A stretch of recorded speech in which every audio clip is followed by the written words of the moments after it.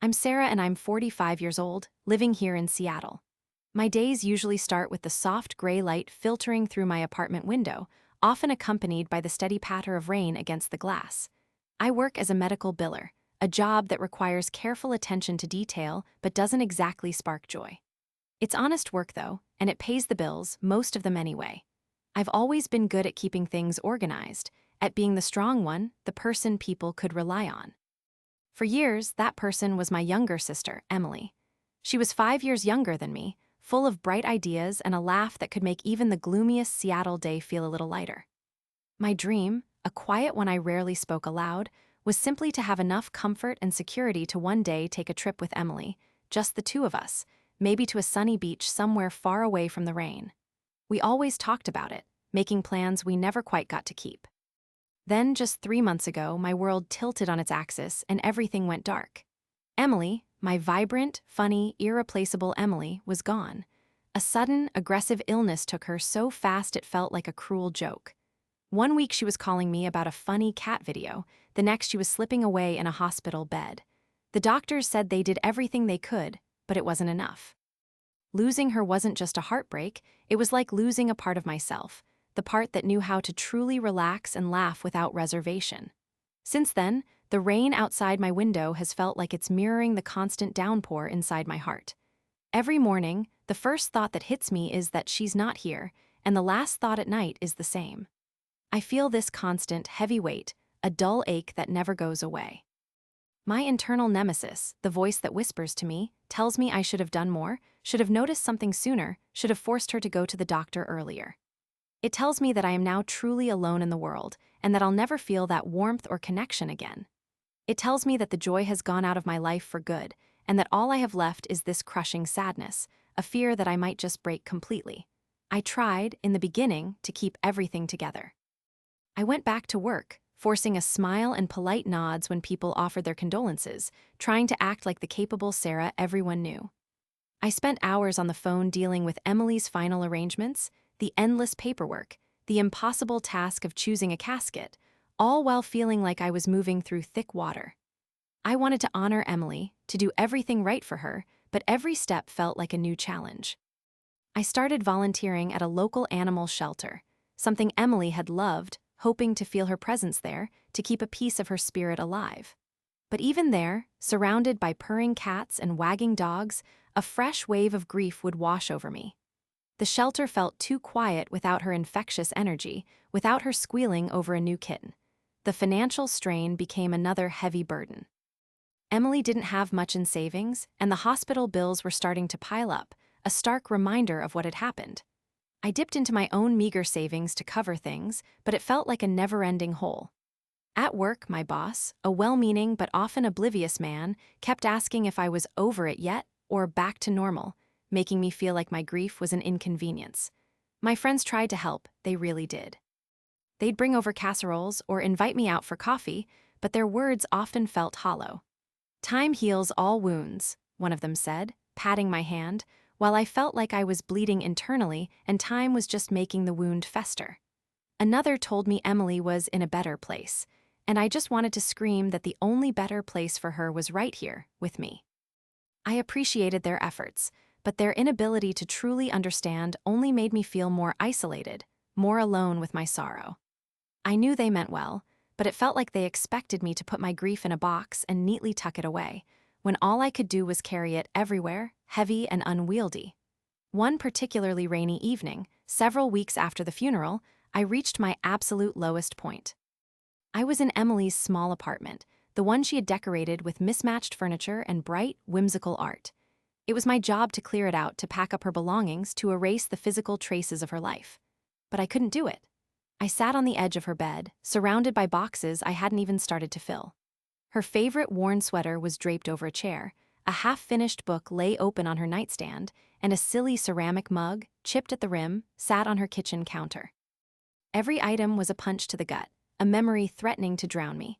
I picked up a small, framed photo of us from when we were kids, our arms around each other, laughing, our faces smeared with chocolate cake. A sob ripped through me, raw and uncontrolled. I clutched the photograph to my chest, my body shaking with the force of my grief. I had been trying to be strong for so long, trying to hold it all in, but in that moment, the dam broke. I slid to the floor, tears streaming down my face, hot and endless. The weight of everything felt unbearable. The bills, the loneliness, the endless ache for Emily, the sheer exhaustion of just existing. I felt like a complete failure. I was failing Emily by not being strong, by not being able to cope. I couldn't breathe, couldn't think. All I wanted was for the pain to stop, for the world to just go quiet. I thought about giving up on everything.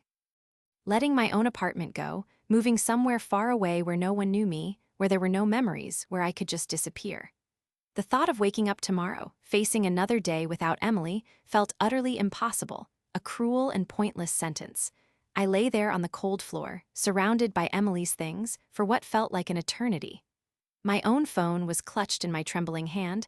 I don't even remember picking it up. I just wanted to talk to someone, anyone, but every name in my contacts list felt distant, impossible to call. I didn't want to burden anyone with this raw, ugly grief. I closed my eyes, a fresh wave of tears blurring my vision, and tried to dial a number I knew by heart, my friend Maria's. I just needed to hear a familiar voice, even if I couldn't articulate what I was feeling. But my fingers were shaking, my eyes were swollen, and in my despair I must have fumbled, hitting one digit wrong, then another, or perhaps I simply hit an old number from memory that had been reassigned. I didn't notice. The phone rang once, twice, and then a voice answered, a calm, clear voice that sounded kind. "Hello?" the voice said. I didn't register that it wasn't Maria's voice. I was too far gone, too consumed by my own sorrow. In my mind, it was Maria or some comforting presence I needed desperately. I just started talking, the words tumbling out in a broken flood. I told her everything about Emily, about the suddenness of it all, about the crushing guilt, about how much I missed her laugh, her stories, her quirky way of seeing the world. I talked about the empty space she left behind, how I felt like I was drowning, how I couldn't clear her apartment, couldn't face another day. I cried, I wailed, I spoke of my fear of never feeling happy again, of being truly alone. I talked for what must have been an hour, maybe more, just pouring out the deepest, darkest corners of my soul, emptying the reservoir of grief that had built up inside me. And the voice on the other end? It just listened. It didn't interrupt. It didn't offer platitudes or try to fix me. There was just a quiet, steady presence, a gentle breathing on the other end of the line. Occasionally, I would hear a soft mhem or a whispered, "It's okay to feel that way," words that weren't meant to solve anything, but simply to acknowledge, to validate. It was a lifeline thrown into a raging sea. When I finally ran out of words, my voice hoarse, my chest aching from the sobs, there was a long silence. Then the voice spoke again, soft and steady. "Are you still there?" it asked. "Yes," I whispered, my voice barely audible. I'm so sorry, I didn't mean to burden you. I've been through so much and I really needed to talk." There was another pause, then the voice said, "It's okay, you needed to talk and I needed to listen." Then, gently it added, "I don't think you meant to call me though. You have the wrong number, but I couldn't hang up. It sounded like you really needed someone." My breath hitched. The wrong number, a complete stranger? My face flushed with embarrassment, but then a strange feeling washed over me. Not shame, but a profound, overwhelming sense of gratitude. This person, this total stranger, had listened to my raw, messy grief for over an hour, without judgment, without trying to offer solutions, simply offering a space for me to break apart and then slowly, gently, start to put myself back together. "Thank you," I choked out, tears still streaming but now feeling different, lighter somehow. Thank you so much." "You're not alone, Sarah," the stranger said, and hearing my name, even from a stranger who didn't know me, felt like a warm hug. "It's okay to hurt, but you're strong, stronger than you know. Just keep holding on." And then, after a few more moments of silent, shared connection, they gently said goodbye. That accidental call, that act of pure, selfless kindness from a stranger, changed everything. It didn't make my grief disappear, but it showed me that even in the darkest, most isolating moments, a flicker of light, a connection, could find its way in. It was a leap of faith for me, not in a grand, dramatic way, but a quiet, internal one.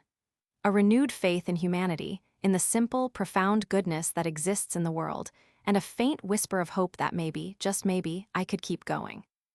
The healing didn't happen overnight, but that phone call was the first stone in the path back to myself. I still grieved for Emily, and I always would, but the overwhelming burden of my sorrow began to lift, little by little. I started seeking out support, joining a local grief support group where I could share my feelings with people who truly understood. I started volunteering more at the animal shelter, finding solace in the quiet comfort of the animals and the purpose of helping them find homes. I learned to carry Emily's memory not as a heavy anchor dragging me down, but as a cherished part of my life, a warmth in my heart that would always remind me of the love we shared. My new normal wasn't about forgetting, but about remembering with love, not just pain. I found a new strength, a quiet resilience I didn't know I possessed. I started looking at strangers differently, wondering about the hidden stories, the silent battles they might be fighting.